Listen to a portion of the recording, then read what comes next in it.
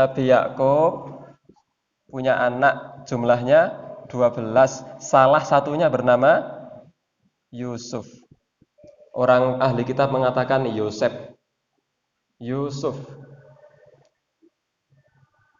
Nabi Yakub konon katanya adalah nabi yang suka melakukan perjalanan di malam hari. Perjalanan di malam hari bahasa Arabnya adalah Isra. Maka ada peristiwa Isra dan Mi'raj. Isra. Bahasa Ibrani konon katanya perjalanan pada malam hari itu bahasa Ibraninya adalah Israel. Maka Nabi Yakub itu dikenal atau nama lainnya adalah Israel. Ini nama lain Nabi Yakub. Anaknya Nabi Yakub yang jumlahnya 12 ini dikenal dengan nama Bani Yakub. Sementara Yakub nama lainnya adalah Israel. Maka 12 anak ini disebut dengan Bani Israel. Ingat angka 12, jumlah 12. Nah, sejak saat itulah kemudian terkenal Bani Israel. Rob'un punya banyak keturunan, Sam'un punya banyak keturunan, Lawi punya banyak keturunan, Yahuda punya banyak keturunan, sampai Naftali punya banyak keturunan. Masing-masing menjadi satu suku sendiri-sendiri. Bisa dipahami sampai sini? Nah, masing-masing 12 itu anak satunya laki-laki semua. Jadi suku sendiri-sendiri. Singkat cerita ada kisah di mana Yusuf dibuang di sumur, kemudian ditemukan oleh seseorang dijual ke raja mana? Mesir. Baliklah malih teng Mesir. Nah, kita langsung skip ceritanya sampai akhirnya Nabi Yusuf diangkat menjadi bendaharawan Mesir. Yang singkat ceritanya semua 11 anaknya Yakub ini dari Palestina akhirnya semuanya hijrah ke Mesir bersama Yakub. Disitulah mereka diangkat derajatnya setinggi-tingginya oleh orang-orang Mesir. Karena di sana ada Yusuf yang menurut mereka menyelamatkan kehidupan mereka. Ceritanya tentang menafsirkan mimpi ini kok. Kemudian solusi-solusi ceritanya terkenal. Nabi Yusuf menakwilkan mimpi raja, memberikan solusi, tanam pohon dan seterusnya 7 tahun disimpan dan seterusnya itu. Nah, Yusuf menjadi bendaharawan Mesir, maka semua anaknya, semua saudara-saudaranya diangkat. Mereka semua meninggal dunia, masih menghormati mereka, Bani Israel. Sementara ini orang-orang Mesir, Koptik, Kipti, bangsa Mesir. Nah, cucu mereka meneruskan sukunya berkembang biak. Lama-lama orang Mesir sudah tidak simpati lagi kepada Bani Israel. Akhirnya diintimidasi, dikucilkan, dipinggirkan, disingkirkan. Bertahun-tahun, ratusan tahun diintimidasi. Pada saat terpuruk itulah Allah mengutus Nabi Musa. Dan itu jaraknya lebih dari 500 tahun sejak Nabi Yusuf. Allah mengutus Nabi Musa untuk apa? Membela Bani Israel dari kekejaman orang-orang Mesir. Sejak zaman dulu itu Bani Israel itu diintimidasi. Nah, akhirnya Allah mengutus Nabi Musa membela Bani Israel. Nah, kita mulai bagaimana kemudian Bani Israel banyak melanggar larangan-larangan Allah padahal sudah diselamatkan. Singkat cerita, orang Mesir ketika itu dipimpin oleh Fir'aun. Nah, kemudian orang Bani Israel dipimpin oleh Nabi Musa. Nabi Musa adalah nabi nomor 2 setelah Nabi Muhammad yang mukjizatnya paling banyak. Allah berfirman, "Walaqad ataina Musa tis'a ayatin bayyinat." Dan kami berikan kepada Nabi Musa 9 mukjizat. Darah. Jadi sungai mengalir darah di sungai orang-orang Mesir. Sementara sungainya Bani Israel air tawar. Kemudian ada angin besar yang merusak tanaman orang-orang Mesir. Tanamannya Bani Israel aman. Allah kirim kodok kepada orang Mesir yang sampai para ahli sejarah mengatakan seandainya mulut orang Mesir membuka, pasti akan langsung dimasuki oleh kodok. Saking banyaknya kodok. Dan masih banyak lagi mukjizat. Tongkat berubah jadi ular, tongkat membelah laut, tongkat membelah batu, keluar mata air, banyak sekali mukjizat demi membela Bani Israel ketika itu. Makanya Allah Subhanahu wa taala kemudian berfirman, "Ya Bani Israil, adzkuru ni'mati allati an'amtu 'alaikum wa anni faddaltukum 'alal alamin." Ingatlah atas semua nikmatku yang aku berikan kepadamu dan sesungguhnya aku melebihkan kamu di atas seluruh alam ketika itu, zaman itu. Nah, singkat cerita, kemudian kewalahan menghadapi Fir'aun dengan bala tentaranya yang luar biasa, Nabi Musa mengajak Bani Israel untuk meninggalkan Mesir, tinggalkan Mesir, hijrah. Sampai di pinggir laut dikejar-kejar, mulailah ngeyelnya nampak. Ketika terintimidasi itu minta ampun, ketika diintimidasi minta perlindungan, ketika diintimidasi pokoknya nelongso. Tapi kalau sudah rodo-rodo nyaman, mulai ketok sejak zaman dulu. Maka ketika sudah mulai dibawa oleh Nabi Musa, dijanjikan kemenangan, maka sampai di tepi pantai. Maka akhirnya kemudian dijelaskan oleh Allah Subhanahu wa taala, falamma taro al-jam'an, ketika dua-duanya berhadap-hadapan, Nabi Musa beserta Bani Israel, Fir'aun dan bala tentaranya, maka orang-orang Bani Israel ngeyel yang pertama. Mereka mengatakan, "Ya Musa, inna lamudrakun, kita akan ketangkap." Janji Allah mana? Janji Allah. Katanya mau ditolong, ini kita akan ketangkap. Tidak percaya sama janji Allah. Kata Nabi Musa bahwa Allah bersamaku dan pasti akan menolongku. Maka fa'auhayna ila Musa an yadrib bi'asakal bahr. Maka Allah perintahkan kepada Nabi Musa untuk memukul laut dengan tongkat. Seperti apa? Allah alam. Pokoknya dipukul.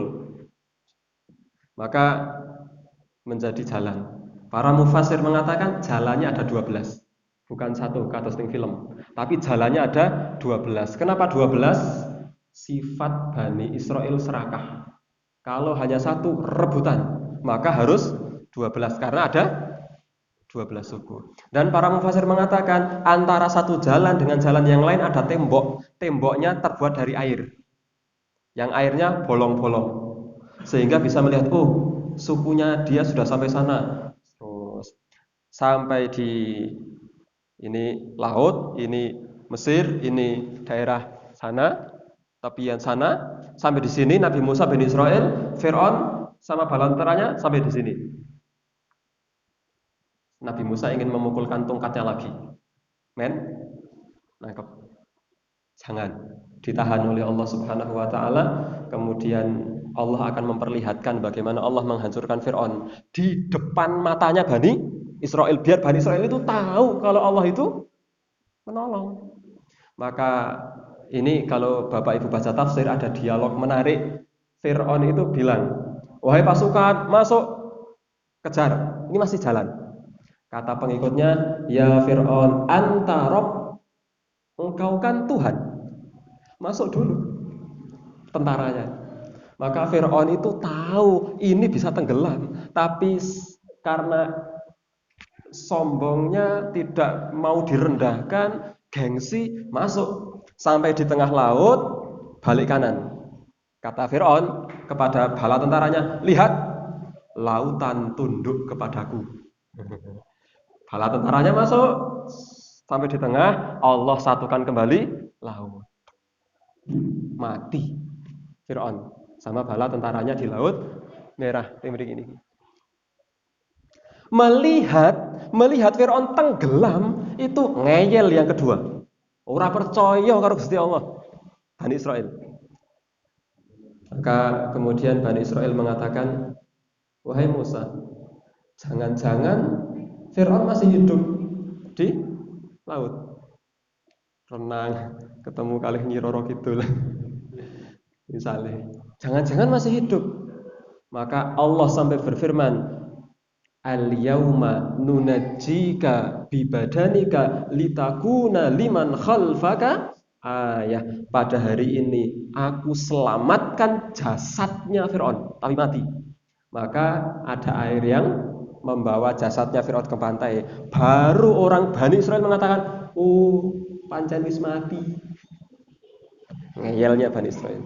Maka Nabi Musa membawa Bani Israel kemana? Ke Palestina, kota nenek moyangnya, ke Palestina. Maka bawa ke sana, ternyata di dalam kota Bani Israel ketika itu sudah ratusan tahun itu sudah dihuni oleh orang lain, yang orang itu kuat-kuat. Maka kemudian Nabi Musa berkata kepada Bani Israel, ya qaumi udkhulul ardhal muqaddasah, masuklah ke bumi yang disucikan itu, ke Baitul Maqdis, masuk. Allati kataballahu lakum, yang sudah Allah perintahkan kepada kalian. Wala tartaddu ala adbarikum, jangan kamu mundur, maju. Kata Bani Israel, ngeyel yang ketiga. Apa kata Bani Israel? Ya Musa, inna fiha qauman jabbarin, di dalamnya ada orang-orang yang kasar, yang kuat, yang perusak. Saya tidak mau masuk. Loh, orang Bani Israel itu harus masuk untuk berjihad melawan orang-orang yang tinggal di Palestina ketika itu, para perusak ketika itu, orang-orang yang kuat, orang-orang yang suka merusak. Wa inna lan nadkhulaha hatta yakhruju minha, kami tidak mau masuk sebelum mereka keluar. Ya mereka tidak mau keluar, wong itu tempat mereka. Fa yakhruju minha fa inna dakhilun, kalau mereka sudah keluar baru kita masuk. Masih ada waktu? Teruskan ya. Maka kemudian ada dua orang yang berkata, sebagian mufassir mengatakan salah satunya adalah Yusha bin Nun, muridnya Nabi Musa yang kelak akan menjadi nabi, tetapi tidak disebutkan dalam 25 nabi dan rasul. Udkhulu alaihimul bab, masuklah ke Baitul Maqdis, ke pintu Baitul Maqdis. Fa idza dakhaltumuhu fa innakum ghalibun, kalau kamu masuk pasti Allah akan memberikan kemenangan. Dijanji sama Allah. Kalau mau masuk pasti menang. Jawaban Bani Israel apa? Oke, masuk. Enggak. Bani Israel kemudian mengatakan, ya Musa, inna lan nadkhulaha abadan madamu fiha, kami tidak akan pernah mau masuk ke Palestina sebelum orang-orangnya keluar. Fadhhab anta wa rabbuka faqatila inna hahuna qaidun. Kalau kamu mau masuk, kalau kamu mau perang, idhab anta wa rabbuka, pergi saja kamu ngajak Tuhanmu masuk Palestina. Kamu sama Tuhanmu masuk Palestina. Faqatila, kalian berdua perang sendiri. Inna hahuna qaidun, kami di sini tak qaidun, tak duduk-duduk saja. Orang ngece, nek enten kados niku rasane pripun? Kaya jan arek tak antemi. Oh no, nek arek pancen arek jihad, nek pancen Gusti Allah perintah jihad, ya wis kono sampeyan ae karo Gusti Allah jihad bareng wong loro. Aku nak kene tak jagong. Nek wis menang, tak mlebu. Bani Israil pil mbiyen wonten.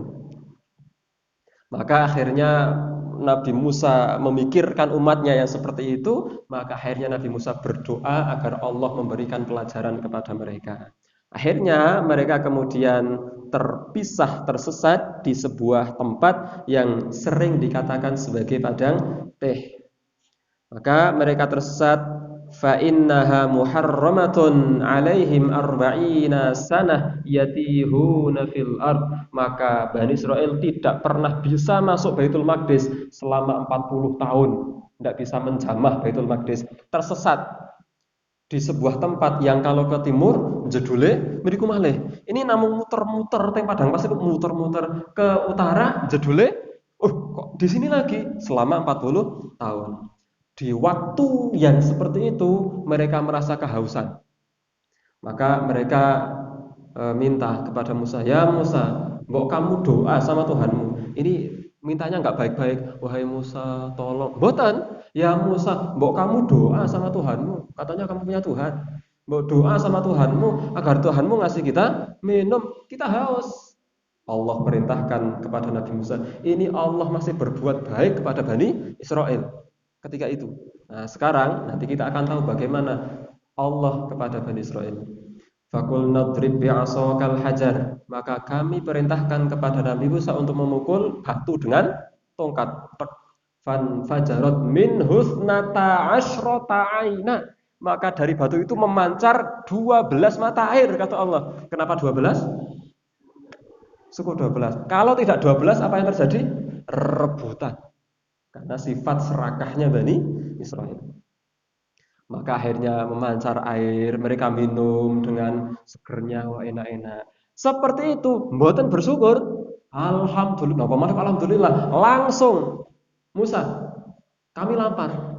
Mbok kamu minta sama Tuhanmu agar Tuhanmu memberi kita makan. Apa kata Allah? Wa anzalna 'alaikumul manna wassalwa. Ora baen-baen niku. Langsung Allah beri makan berupa manna dan salwa yang langsung dari surga diturunkan ke bumi, langsung bisa dipetik di pohon, langsung matang. Teko jedul, ambil. Salwa itu burung, yang burung itu langsung bisa ditangkap dengan tangan mereka. Tek, tek. Lezat, makanan terlezat yang pernah ada dari surga. Maka kata orang-orang IPA, tapi ini jangan dijadikan sebagai keyakinan, ini namun guyonan. Kata orang-orang ahli IPA, biologi, kenapa Bani Israel itu cerdas? Karena dulu makanannya adalah daging dari surga, nutrisinya tinggi. Kata ahli biologi, mboten niku tidak jadi keyakinan, itu hanya bener mboten nggih, mboten ngertos. Maka akhirnya mana salwa setiap hari enak-enak. Diwai enak niku mboten alhamdulillah, malah bilang apa? Ya Musa, lan nasbiru ala ta'amin wahid. Musa, mana salwa, lan nasbir ala ta'amin wahid. Kami enggak sabar kalau cuma mana salwa.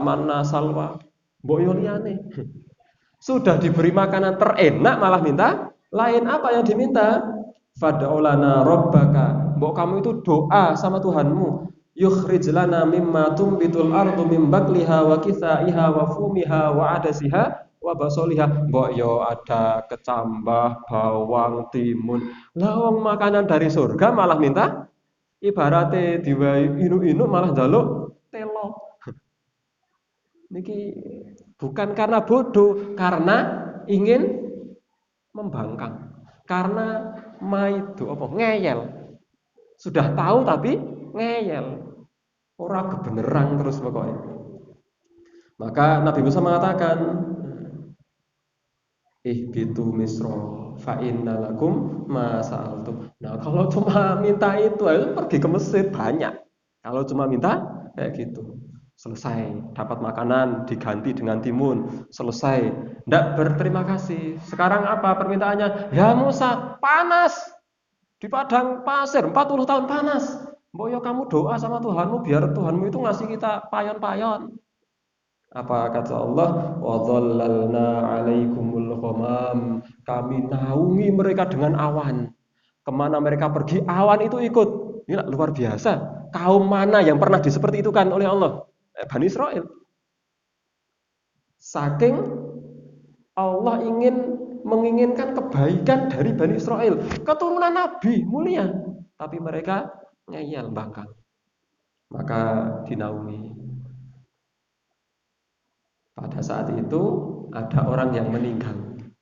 Meninggalnya dibunuh, tetapi tidak tahu siapa yang membunuh. Mereka datang ke Musa. Nabi Musa, wahai Musa, mau kamu doa sama Tuhanmu. Kira-kira ini siapa yang bunuh saudara kami ini? Kok tiba-tiba mati bekas bunuh? Tapi kita tidak tahu siapa yang membunuh. Nabi Musa minta petunjuk, Allah utus, Allah memberikan wahyu. Innallaha ya'murukum an tadbahu baqarah. Allah perintahkan kalian untuk menyembelih sapi. Pokoknya ono sapi sembelih. Lalu digunakan untuk apa? Tulangnya diambil, dipukulkan ke orang yang meninggal, maka orang itu nanti akan berdiri, hidup dan mengatakan siapa yang membunuhnya, tetapi setelah itu akan langsung mati lagi. Pokoknya sapi. Maka Bani Israil mengatakan, ud'u lana rabbaka, tanya sama Tuhanmu, tanya. Yubayyin lana mahi, yang seperti apa. Terus malaunuha, warnanya seperti apa. Kemudian ditanya, sudah digunakan untuk membajak sawah atau belum? Akhirnya susah. Padahal harusnya sapi. Maka jangan seperti Bani Israil. Okay. Pengumuman diharapkan kepada semua RT pinten iki? RT pinten iki? 9 untuk rapat nanti malam di rumah Pak RT jam 7:30. Pokoknya teko rawuh berangkat, ampun, nggawa seragam apa ora? Nggawa. Seragame warna apa? Putih. Kathoke warna apa? Ireng. Nggo kupluk napa mboten? Nggawa. Malah repot. Pokoke teko rawuh pun rampung. Protokol kesehatan apa mboten? Pokoknya tidak ada apa-apa kecuali datang. Kalau ditanya, jawab, tanya, jawab malah semakin menyusahkan. Maka Allah berfirman, la tas'alu an asya'a in tubdalakum tasukum. Jangan kamu bertanya tentang suatu hal yang kalau dijelaskan akan membuat susah. Ini kata Allah. Maka akhirnya mereka menemukan sapinya. Selesai. Sudah semua kenikmatan diterima, maka sekarang terakhir kali Nabi Musa perintah, sekarang imanlah kalian sama Allah. Apa jawaban Bani Israil? Lan nu'mina laka hatta narallaha jahrah. Musa, kami tidak akan pernah mau beriman sama kamu. Kami tidak akan pernah mau mengikuti kamu sebelum kami melihat dengan mata kepala kami Allah itu seperti apa. Lah ngeyel nih. Maka kemudian Allah Subhanahu wa taala kirimkan kilat menyambar mereka, pingsan. Semuanya mati, pingsan. Allah tidak membiarkan mereka seperti itu. Allah masih menginginkan kebaikan. Mereka keturunan para nabi. Maka kemudian summa ba'atsnakum min ba'di mautikum la'allakum tashkurun. Maka kami bangkitkan mereka dari wafatnya mereka agar mereka bersyukur. Bangkit, tidak bersyukur. Ternyata ketika bangkit 40 tahun selesai, Palestina sudah tidak ada penghuni. Maka disuruh masuk. Nggari masuk. Apakah mau? Allah Subhanahu wa taala perintahkan, udkhulu hadhil qaryah, masuklah ke kota ini, ke Baitul Maqdis. Fakulu minha haitsu syi'tum, makanlah di dalamnya terserah. Kurang baik apa Allah sama Bani Israil? Rohoda wadkhulul baba sujada.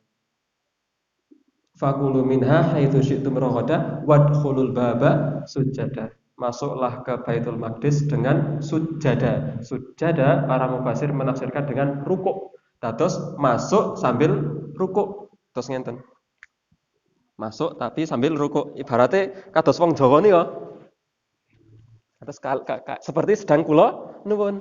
Ini perintah Allah. Udkhulul baba sujada. Masuklah ke pintu Baitul Maqdis dengan sujada. Itu artinya sujud. Tetapi tidak mungkin masuk berangkang nih sujud.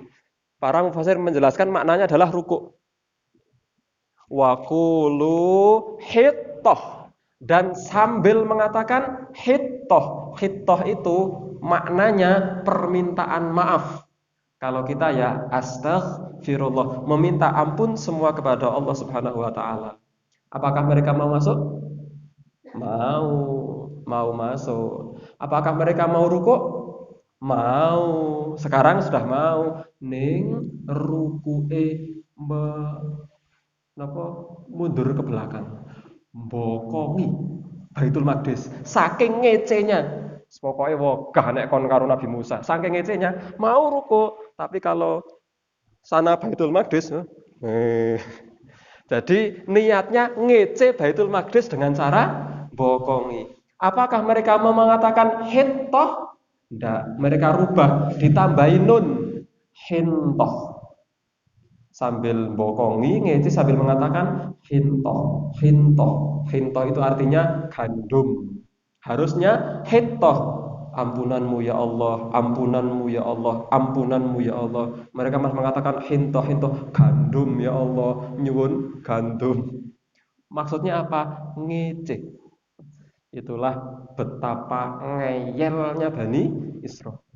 Maka sampai hari ini kenapa kemudian sampai seperti itu pil biyen sifatnya atas ngonten sampai Allah memberikan stempel ghairil maghdub, bukan jalan orang-orang yang dimurkai. Siapa jalan orang-orang yang dimurkai? Yahudi. Karena mereka tahu benar dari Allah, mereka melihat semua tanda-tanda kekuasaan Allah, mukjizat-mukjizat yang luar biasa, tetapi mereka tidak pernah mau beriman kepada Allah Subhanahu wa taala. Mereka lah orang-orang Yahudi dari Bani Israel. Ditambah setelah bertahun-tahun di tahun Gajah, kurang lebih tahun 600 Masehi, ternyata ada nabi terakhir yang mereka tunggu-tunggu. Lah kok nabi terakhir berasal dari kalangan Bani Ismail? Malah nabi terakhir itu dari Bani Ismail, Nabi Muhammad Shallallahu Alaihi Wasallam. Sementara mereka keturunan Bani Israel, mereka tahu siapa Ismail, anaknya Hajar. Siapa Hajar? Dulu pembantunya Saroh. Kok kon melu keturunannya pembantu? Bahasanya kita hajote ya. Ini Bani Israel, sombongnya Bani Israel. Apakah mereka tidak tahu Nabi Muhammad? Tahu banget. Apakah mereka tidak tahu Nabi Muhammad Nabi? Tahu banget. Mereka bahkan menunggu Nabi terakhir. Mereka kenal tanda-tandanya. Tetapi ternyata bukan keturunan Bani Israel, tetapi keturunan Bani Ismail. Sampai hari ini tidak mau beriman kepada Nabi Muhammad SAW, meskipun mereka tahu kebenarannya. Sebagai penutup, Bapak Ibu pernah dengar kisahnya orang-orang Yahudi mengadakan satu gerakan menanam pohon gharqad. Orang-orang Yahudi membuat gerakan menanam pohon gharqad. Kenapa? Karena mereka yakin pohon gharqad adalah pohon yang bisa digunakan untuk bersembunyi di akhir zaman ketika ada Nabi Isa dan Dajjal. Mereka tahu itu dari mana? Dari hadis Nabi.